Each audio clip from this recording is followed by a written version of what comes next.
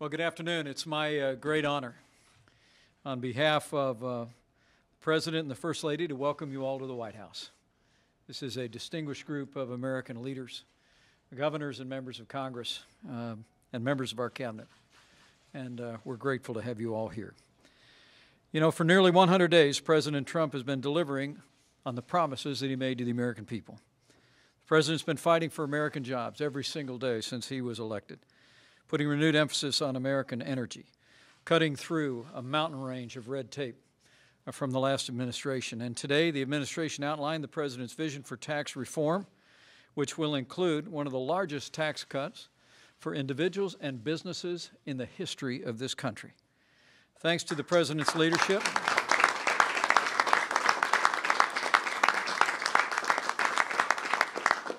thanks to President Trump's leadership, more than 500,000 jobs have been created in 2017 alone. Businesses and consumers are more confident than they have been in years and by some measure for decades.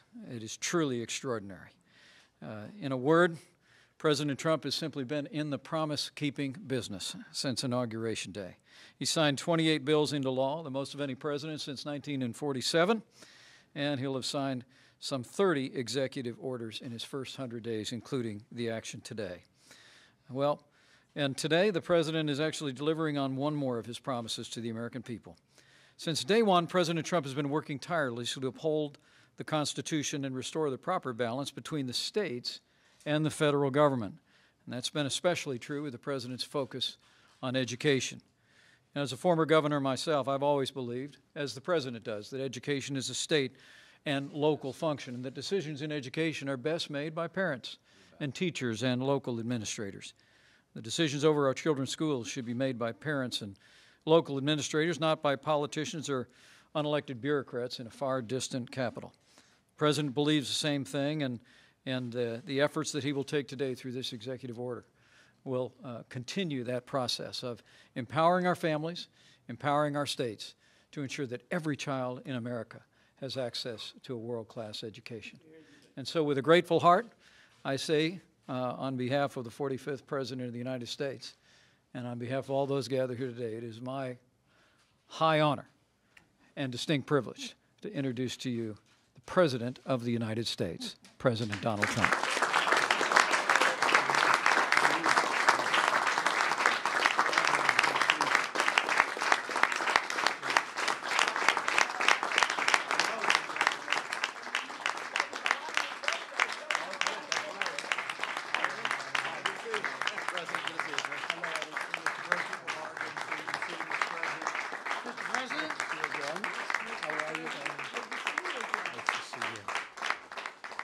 Well, thank you very much, Vice President Pence, who has done an absolutely outstanding job as Vice President. We very much appreciate it. And I want to thank also Education Secretary Betsy DeVos for spearheading our effort to restore state and local control of our schools. Thank you very much, Betsy. With her help, we are empowering those who know our students best. I would say by far the best, right, Betsy? Their parents and the teachers, so that every child has the chance to succeed. In fact, we're proud to have some of those wonderful teachers here with us today, and we'd like to welcome all of them to the White House. It's a great honor. I also...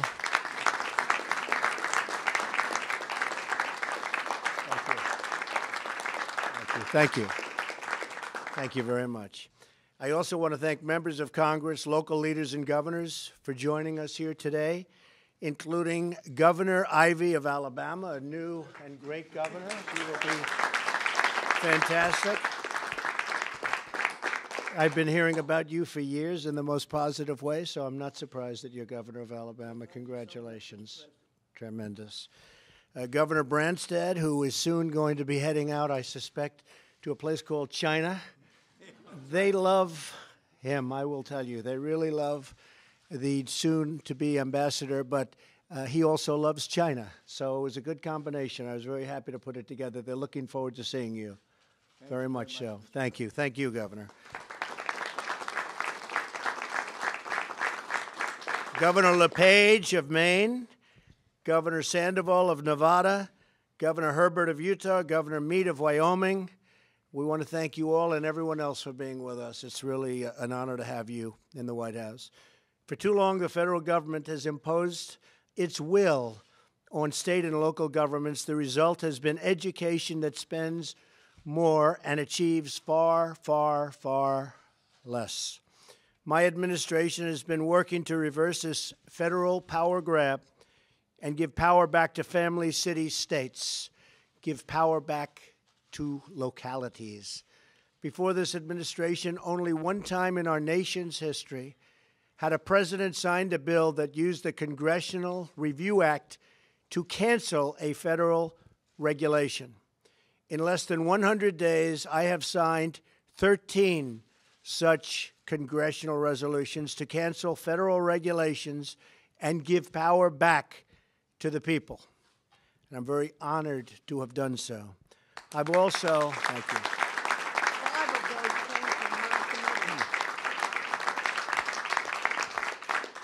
That's true. As you said, 5 have come from your committee. That's exactly right. Good job. I think she's done a good job. I've also signed over a dozen executive actions that reverse federal intrusion and empower local communities. The executive order I'm signing today is another critical step to restoring local control, which is so important. This executive order directs Secretary DeVos to review current federal regulations and ensure that they don't obstruct the ability of states, local governments, teachers, and most importantly, parents to make the best decision for their students and, in many cases, for their children. Previous administrations have wrongfully forced states and schools to comply with federal whims and dictate what our kids are taught.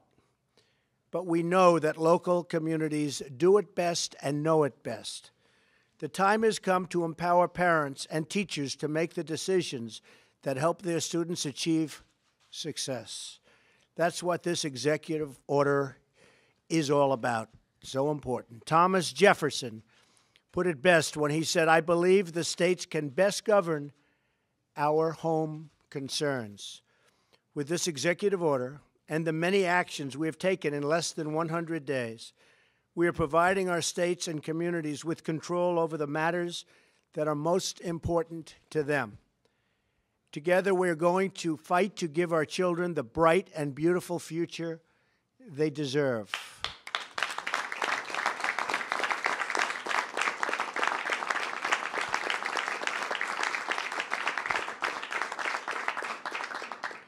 So I want to thank you all. As you know, I'm heading over to a Senate meeting. That's a very important meeting.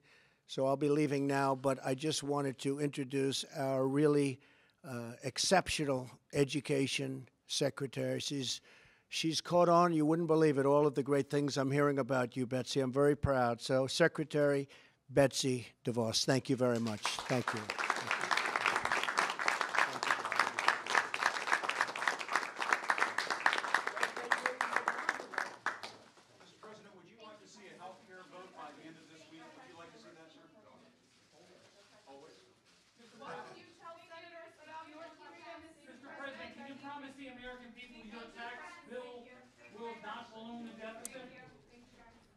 So it has been all of our experience that those closest to the problem are best equipped to solve it. That means empowering parents, teachers, state and local leaders, not the federal government. Time and time again, we've seen that one-size-fits-all policies and mandates from Washington simply don't work.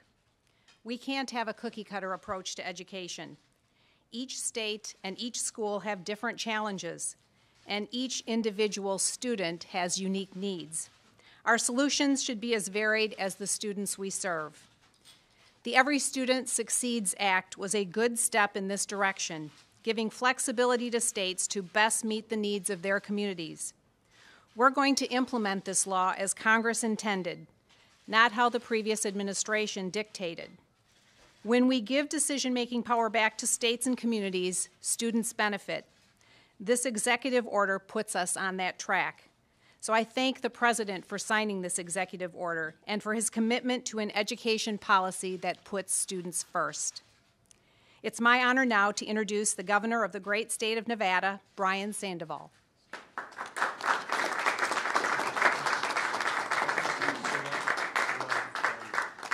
Thank you, Madam Secretary. Mr. President. It's going to be a short speech because I just felt I had to stay here. It just got shorter, Mr. President.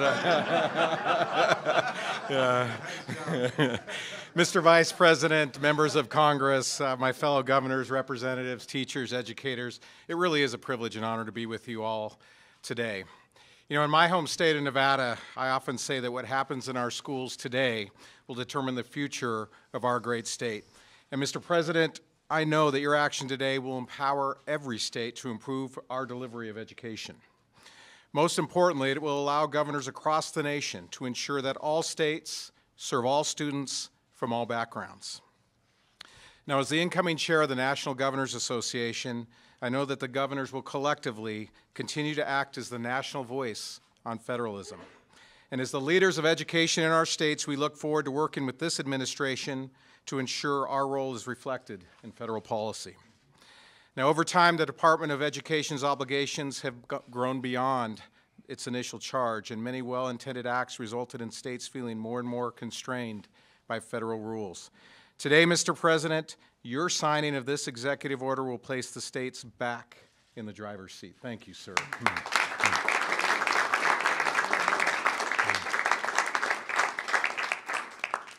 So, Mr. President, again, I'm going to skip a page. You know, Mr. Education for North Korea. Yeah.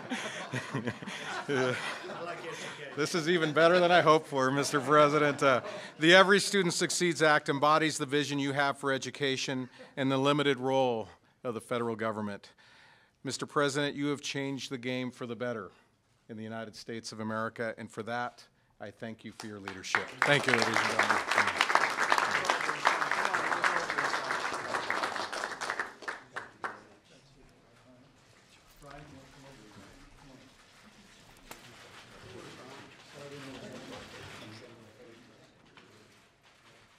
This is a good one, right? Enforcing statutory prohibitions on federal control of education. Does it get better than that, right?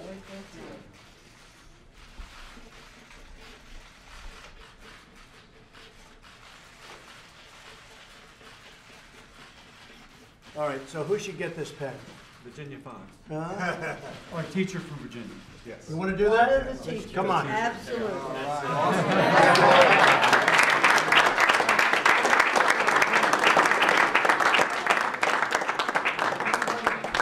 Mr. President, can you say to the American people that your tax plan will not balloon the deficit?